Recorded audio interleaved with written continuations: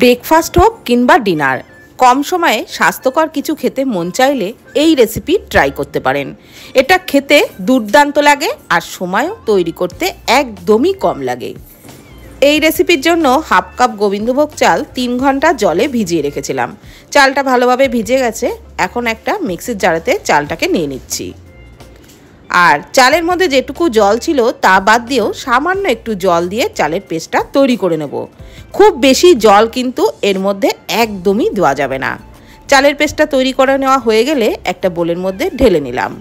ওর মধ্যে দিয়ে দিলাম ছোট একটা আলু কুচি, একদম জিরিজিরি করেই কিন্তু কেটে নিয়েছিলাম। দিয়ে দিলাম গাজর কুচি, দিয়ে দিলাম অল্প পরিমাণে পেঁয়াজ কুচি, 2টো কাঁচা লঙ্কা কুচি, অল্প পরিমাণে দিয়ে দিলাম একটু ক্যাপসিকাম কুচি, আর অল্প পরিমাণে দিয়ে দিলাম একটু টমেটো কুচি, পরিমাণ মতো লবণ দিয়ে দিলাম, সামান্য পরিমাণে একটু গোটা জিরে, হাফ চামচেরও কম দিলাম। এইবার সমস্ত কিছু খুব ভালো করে মিশিয়ে নিচ্ছি। সবজির পরিমাণগুলো আমি আর ঠিকঠাক বললাম না, আপনারা যতটা পরিমাণে চালের পেস্টটা তৈরি করবেন সেই বুঝেই আন্দাজ করে সবজিগুলো একটু দিয়ে দেবেন। দিয়ে দিলাম সামান্য একটু বেকিং সোডা, এতে কিন্তু নাস্তাগুলো দারুণ মুচমুচে হবে। ভালোভাবে মিশিয়ে ঠিক এরকম ঘনত্বের একটা ব্যাটার তৈরি করে নিলাম। এইবার ফ্রাইং প্যানে সামান্য একটু সাদা তেল দিয়ে দিলাম। স্প্যাচুলা দিয়ে একটু ছড়িয়ে দেওয়ার পর গ্যাসের ফ্লেমটাকে একদম লোতে রেখে 1.5 হাতা ব্যাটার চাড়িয়ে দিচ্ছি। লো ফ্লেমেই এটা ভাজবেন, হাই ফ্লেমে কিন্তু একদমই ভাজতে যাবেন না, যেহেতু এর ভেতরে অনেক সবজি আছে আর চাল রয়েছে, তো সেই কারণে এইটা কিন্তু ভাজতে একটু সময় লাগবে। ঢাকনা চাপা দিয়ে ভেজে নেবেন, তাহলে তাড়াতাড়ি ভেজে নেওয়া হয়ে যাবে। ওপরটা একটু ড্রাই হয়ে আসলে 1 চামচ মতো সাদা তেল ছড়িয়ে দিলাম। তারপর উল্টে পাল্টে ভালো করে বেশ মুচমুচে করেই ভেজে নেব।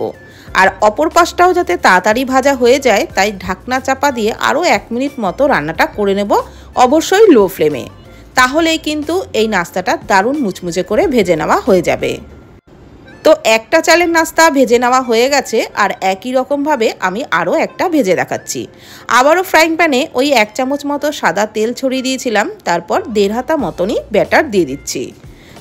বন্ধুরা, এই নাস্তাগুলো কিন্তু দারুণ স্বাস্থ্যকর হয়। আপনারা ব্রেকফাস্ট বা ডিনারে এইভাবে বানিয়ে খাবেন, আর সাথে যদি থাকে একটু রায়তা বা সস, খেতে দুর্দান্ত লাগবে। কিংবা বাদামের চাটনি, নারকেল চাটনির সাথেও কিন্তু খেতে পারেন, খেতে দারুণ লাগে। বাচ্চাদের স্কুল টিফিনেও দিতে পারেন, যদি চালটা আগের থেকে ভেজানো থাকে, সময় তো একদমই কম লাগে। আর রেসিপি খুবই স্বাস্থ্যকর, যে কোনো সময় সকাল বিকেলের টিফিনে আপনারা বানিয়ে খেতেই পারেন। তো এটাও কিন্তু বেশ মুচমুচে করে ভেজে নেওয়া হয়ে গেছে। তো একই রকমভাবে আমি সবগুলোকেই ভেজে নিয়েছি, আর রায়তার সাথে পরিবেশন করেছিলাম, খেতে কিন্তু দারুণ লেগেছিল। তাহলে সকাল বিকেলের টিফিনে হোক বা বাচ্চার স্কুল টিফিন বা অফিসের টিফিনে এইভাবে বানিয়ে দিন রাইস চিলা, যেমন স্বাস্থ্যকর তেমন খেতেও দারুণ লাগে। আর ভিডিওটি ভালো লাগলে প্লিজ কমেন্ট করবেন। ধন্যবাদ।